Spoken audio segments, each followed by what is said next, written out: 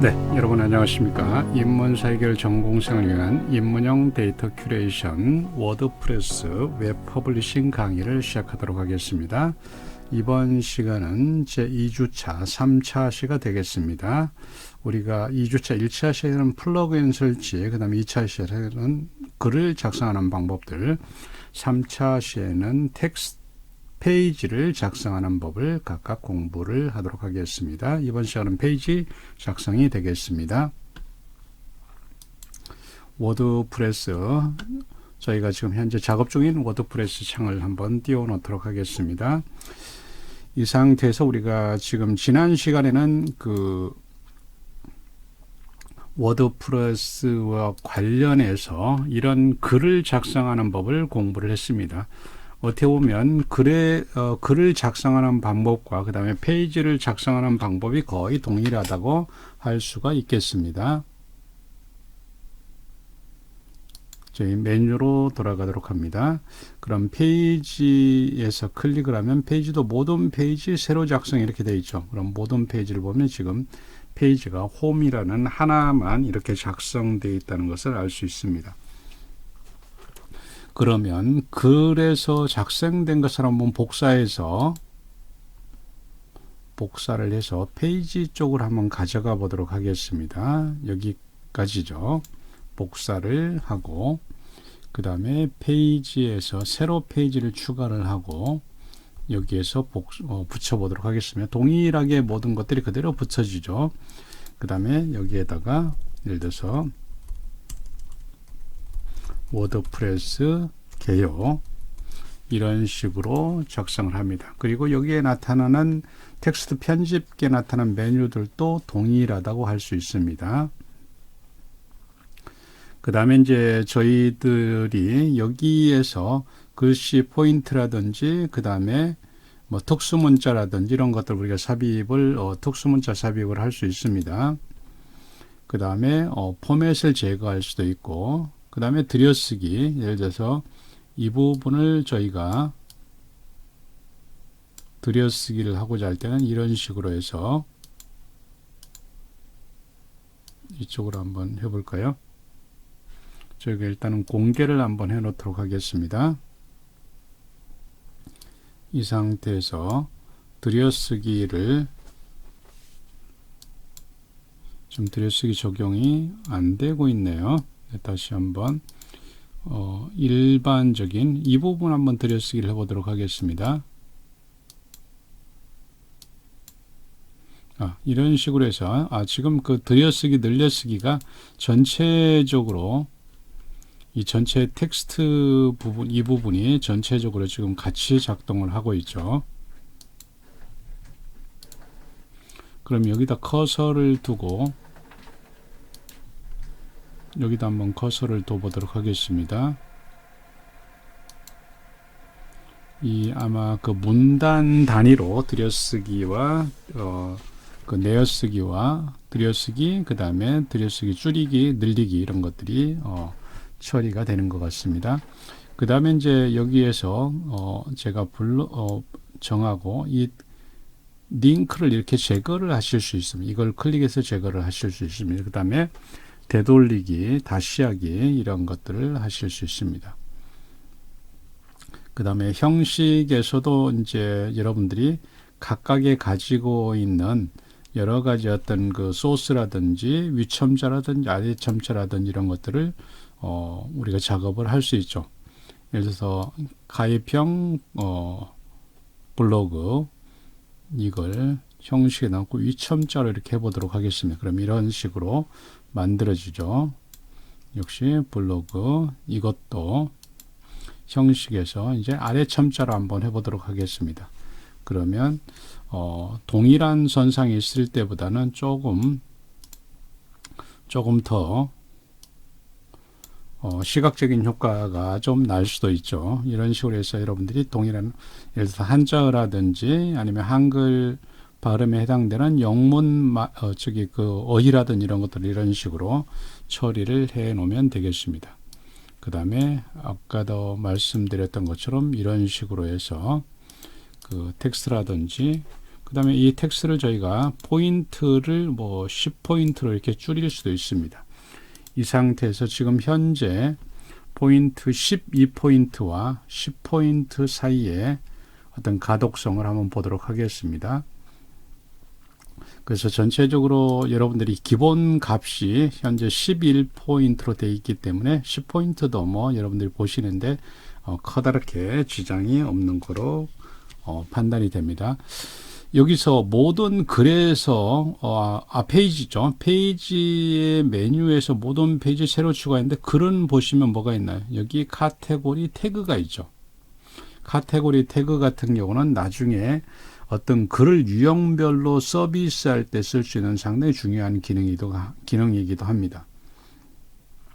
그러면 저희가 외모에서 사용자 정의에서 우리가 웹페이지가 있죠. 여기서 최신 글만을 보게끔 합니다. 그러면 어떤가요? 방금 우리가 작성했던 글, 그 다음에 여기서 하나가 끊어지죠. 이런 식으로 이렇게 수평선으로 해서 글이 하나씩 끊어지는 이거로 최신 글이 대문 페이지를 이렇게 만들어 줄 수 있습니다. 대문 페이지로 만들어 줄 수 있습니다. 그러면서 공개를 하고 그 다음에 여기 웹페이지를 한번 방문을 해 보도록 하겠습니다. 그럼 이게 대문 페이지가 이렇게 된다는 거죠. 그런데 통상 이런 방법을 쓰지 않고 정적인 특정한 페이지를 선택을 해서 그래서 개요다 이것들을 선택을 해 봅니다. 그러면 이 페이지가 이제 메인 페이지로 작동이 되고 있습니다. 대문 페이지에서 할 수 있듯이 페이지로 맞는 것만이 대문에 쓸 수 있습니다. 한 페이지로. 그러나 이제 글은 여러 가지 글을 지금까지 쓴 글을 통으로 다 연결을 해서 대문 페이지를 구성을 할 수 있습니다. 그 다음에 이제 저희가 아까 글에서는 이제 카테고리나 태그를 통해서 범주화하고 유형할 수 있는 이런 장점이 있지만 페이지는 그런 부분들은 존재하지 않습니다. 그러면 저희가 막 페이지가 하나가 만들어졌다고 했을 적에 이게 지금 만들어졌죠. 이것들을 편집을 하면 다시 편집 모드로 돌아가고 빠른 편집을 하시면 제목이라든지 날짜라든지 그 다음에 상위 페이지, 하위 페이지, 그 다음에 템플릿 이런 식으로 쓰실 수 있습니다. 그 다음에 취소를 하거나 업데이트를 하면 이렇게 돌아오죠. 그 다음에 삭제를 하실 때는 이것들을 우리가 주지통으로 가시면 삭제가 가능합니다. 그 다음에 이제 편집을 클릭을 하시면 이 부분들이 편집을 동시에 이것과 이것을 동시에 빠른 편집을 하게 되면 어떤가요? 지금 현재 이것과 이런 식으로 해서 편집을 같이 설정을 할 수도 지금 주지통으로 들어가 버렸죠. 그럴 때는 이렇게 복원을 하시면 됩니다. 그러면 다시 이 페이지로 돌아오게 됩니다. 삭제를 하고 우리가 복원을 하고 이런 부분들을 여러분들이 쓸 수가 있습니다. 그 다음에 이제 저희가 예를 들어서 글이 빨리빨리 편집을 하지만 편집으로 설정한 글들을 아까 이 글들을 여기서도 수정을 할 수 있다고 그랬습니다. 예를 들어서 저희가 어떤 글을 여기에서 편집 그 다음에 공개 이것은 동일하죠. 그 다음에 공개를 하면 이게 이제 공식적으로 출판된다는 의미입니다. 그 다음에 이제 특성 이미지라는 것들이 이제 나왔기 때문에 살펴봅니다. 모든 페이지 이렇게 보이시지만 여기서 특성 이미지에서 이미지를 하나를 이렇게 골라 보도록 하겠습니다. 그 다음에 공개. 그 다음에 모든 페이지에 가면 특별하게 특성 이미지가 가지고 있는 틀은 없죠. 만약에 특성 이미지 같은 경우는 보기를 하더라도 특별하게 이렇게 나타나는 게 없죠. 그러나 이제 글에서는 이 글의 대문을 나타나는 이미지로 특성 이미지가 활용이 됩니다. 그러나 이제 페이지는 그런 부분들이 없다고 할 수 있습니다. 그 다음에 이제 저희가 어떤 메인 페이지를 설정을 했었는데 저희가 배웠던 그 웨모의 플러그인 사용자 정의에서 각각의 테마마다 다르게 됩니다. 그러면 여기에서 저희가 웹페이지를 설정, 방금 저희가 정적인 페이지로 페이지를 설정, 이렇게 해서 이 대문 페이지를 설정하는 것을 저희가 확인을 했습니다. 그 다음에 이제 저희가 메인 페이지 설정, 여러 가지 어떤 테마 중에서 저희는 현재 저희가 확보하고 있는 테마는 지금 2011 이 테마를 가지고 저희가 작업을 하고 있습니다. 뭐 이외에 다른 페이지를 다른 테마를 통해서도 수정을 하실 수도 있고 관리를 하실 수도 있습니다. 그래서 워드프레스에서의 페이지 작성이라든지 이런 부분들은 여러분들이 커다랗게 어려운 부분들이 없고, 그 다음에 글과 같이 거의 동일한 방법으로 이루어지고 있다고 보면 됩니다. 그러면 현재 저희 페이지 중에서 뭐 위젯이나 메뉴나 헤더나 배경이나 이런 다양한 메뉴들이 있는데, 이런 메뉴들을 저희들이 하나하나씩 나중에 배워보도록 하겠습니다. 그 다음에 이제 상단 메뉴 중에서 우리가 알림판을 선택을 하면 이 사이트에 대한 전반적인 개요라든지 이런 것들을 보여주고 있습니다.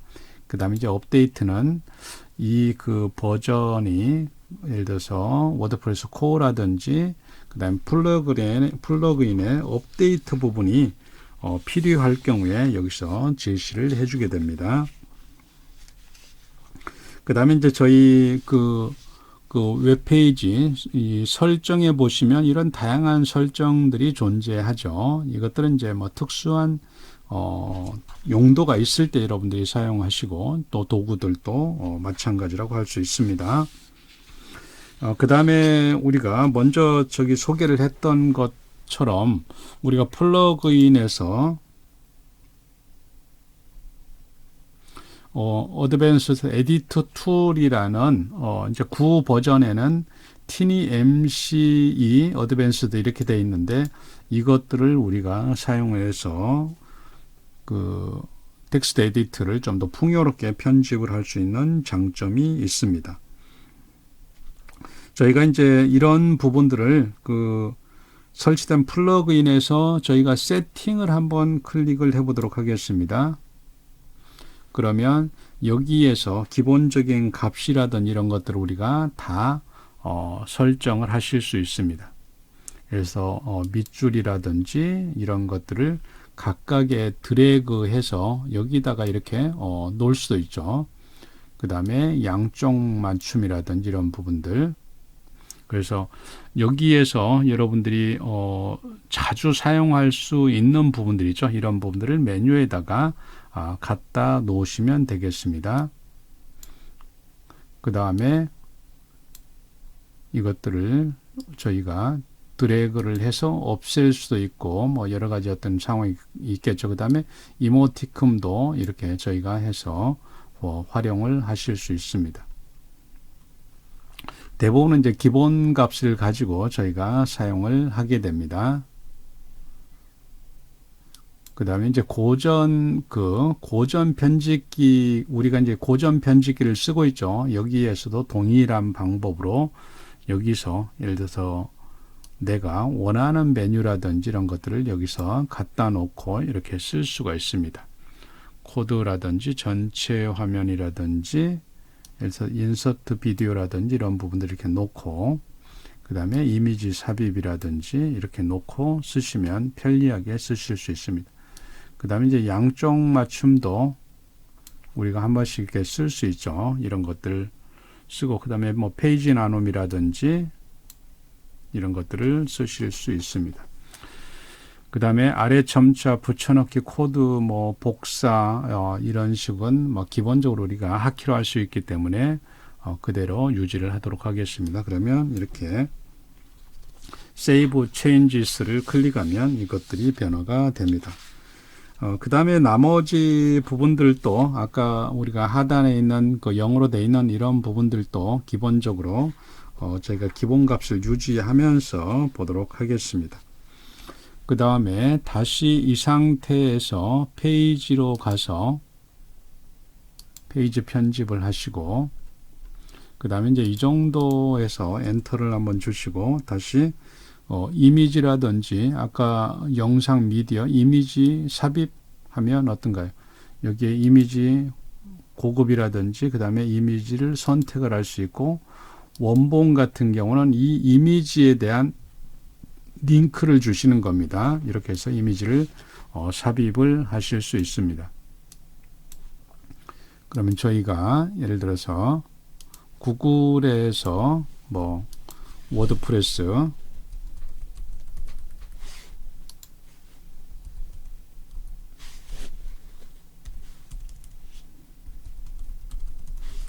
워드프레스를 이미지 검색을 한번 해서 아까처럼 한번 가져와 보도록 하겠습니다. 예를 들어서 이 이미지를 이미지 주소 복사 이렇게 하고, 그 다음에 여기다가 한번 원본을 넣어 보도록 하겠습니다. 그럼 어떤가요? 이미지가 곧바로 만들어지죠. 이런 식으로. 그래서 여기 이제 퀵 메뉴에서 다양하게 여러분들이 설정을 해서 사용을 하시면 될 것 같습니다. 그 다음에 나머지 아까 우리가 설정했던 다양한 버튼들을 전체 다 이렇게 펼쳐놓고 여러분들이 작업을 하셔도 됩니다. 그 다음에 이제 이미지 삽입이 이렇게 됐다면 여기에서 저희가 이미지 편집을 하고 이미지 뭐 텍스트 설명을 한다든지, 그 다음에 이미지를 중앙으로 한다든지, 그 다음에 이미지에다 링크를 이렇게 줄 수도 있습니다. 이런 식으로 해서 이미지를 업데이트를 시켜서 작업을 여러분들이 하실 수도 있습니다. 그 다음에 이제 저희가 가지고 있는 여러 가지 어떤 그 기능 중에 하나가 뭐 URL이라든지 이런 것들을 기본적으로 다 여러분들이 숙지를 하셨으리라고 생각을 합니다. 그 다음에 이 메뉴에서 아까 유튜브를 삽입을 했지만 여기에서 미디어 삽입도 동일하게 가죠. 일반. 그러면 아까 유튜브 링크를 예를 들어서 우리가 뭐 시각화다 이런 식으로 하나를 해 보도록 하겠습니다. 데이터 시각화. 이렇게 하고 한번 실행해 보면, 그러면 이 부분 공유 링크를 이렇게 잡아서 그 다음에 여기에다가 붙여 넣습니다.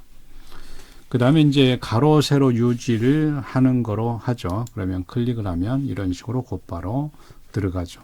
물론 이것들을 다시 저희가 이렇게 하고 한번 실행해 보면은 그 이미지를 수정을 해서 이 부분을 편집해서 이 그 크기를 줄여서 서비스를 할 수 있는 방법도 있습니다.